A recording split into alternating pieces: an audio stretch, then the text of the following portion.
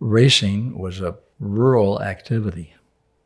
All those Indy stars that were so great, there's always some celebrity, but they were basically people that worked the farms and worked the lawn, and they would get enough money together and build cars. And they came back from World War II, and they weren't going to sit around and play tennis or baseball. They wanted something with some teeth in it. And stock car racing was it. Part of it was that brave enough to die thing, which fit absolutely in with all those kids coming home from the Pacific and from Europe. And they weren't going to fool around or fuss with anything that didn't have some teeth in it. And racing was it. And they could build their own cars and do it inexpensively. You mentioned Bill France Sr., penniless, with a dream to start NASCAR. What do you remember in conversations with him about his early visions for what he wanted the sport to be? You see them. Yeah. I mean, he created what he thought he saw. And he captured the imagination of the public.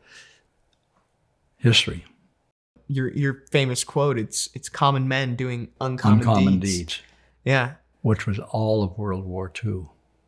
Common man doing uncommon deeds is why we were so successful in the Pacific and punching into Germany in World War II too. They wouldn't be denied. They'd stick with it and fight with it as long as they had breath to breathe. That was the mystery of the year at Daytona. So tell me that story. We had the best sound guy in the business that worked for CBS, and he had done everything for them. And he said, I've got a problem. He says, we pick up a harmonic out of Cale's car, and we can't get rid of the fucking thing. You got to help us with it because we don't know what to do. So they fussed and fooled around for a while, and they couldn't fix it.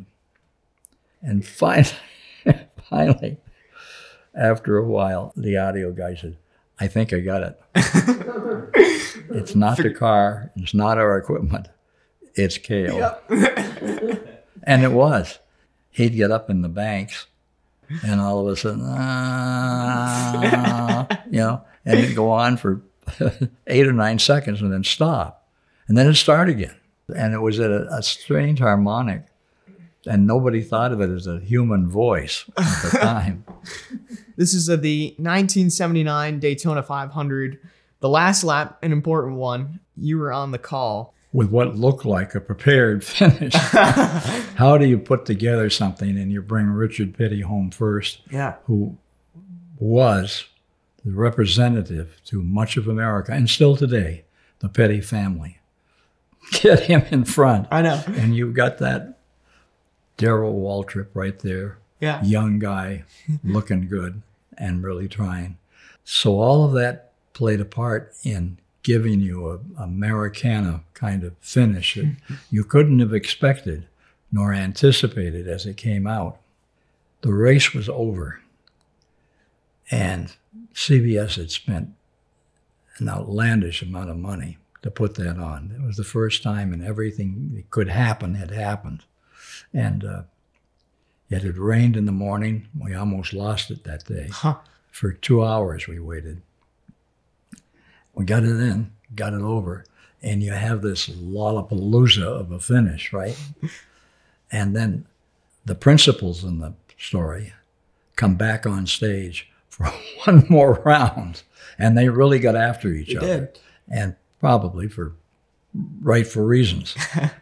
But it made that story of that race, and that as much as the finish at the very first race, Daytona 500, was something that got in people's minds and they couldn't get rid of. What did your first office at MRN look like? It was in the hallway. Oh, it was a beautiful office with a table and a Coca-Cola machine. Was it Coca-Cola, yeah. Yeah, Coca-Cola, with a top that would slide back and forth. And that was the office for the original Motor Racing Network. But it was right next to Bill France's office, which told you he was really keeping track of it because he understood the importance and the consequence of selling America on that this is as good as what you have, which was what? Baseball was easy to do. This was more difficult. Is it true that you told Hal Needham when he was thinking of making Smokey and the Bandit that it wasn't a good idea? Oh, awful. We'd go out there to the salt flats, and he always had another chapter to add to this, what he thought would make the great movie.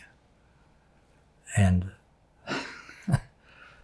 finally, over a few toddies, he told me how this was going to work. And I said, Hal, this is the dumbest thing you've ever thought of. Why do you want to do that? He says, well, I know I can do it. They came right out there and did it.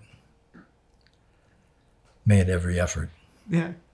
And that was so much of the character that was represented in his buddy, Bert.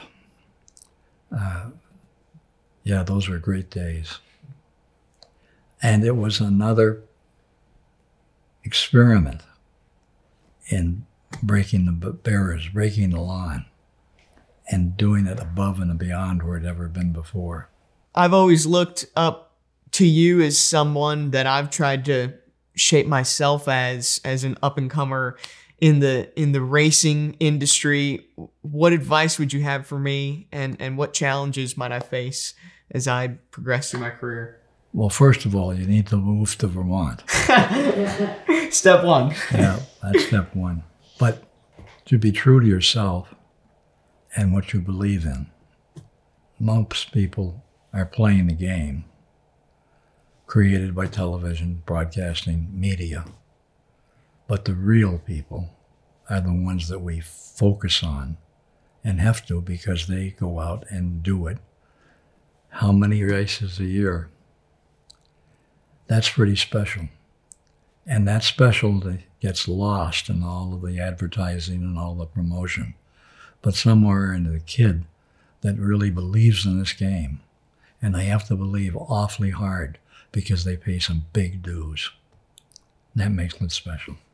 For years, racing's been full of heroes, and I think everyone would define you as a hero of racing, and so much of what we see now is you helped pave the way for that. And so I appreciate you letting us into your home, Ken, and being able to chat with you these couple of days, and to see this place that you've grown up around and that you've put so much of your time and effort in. It's been really cool for me. So I appreciate you taking the time to do this.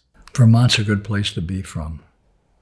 It's not a rich state as far as pecuniary means, but as far as a place that really has some feeling to it and people that are real, you can't beat Vermont.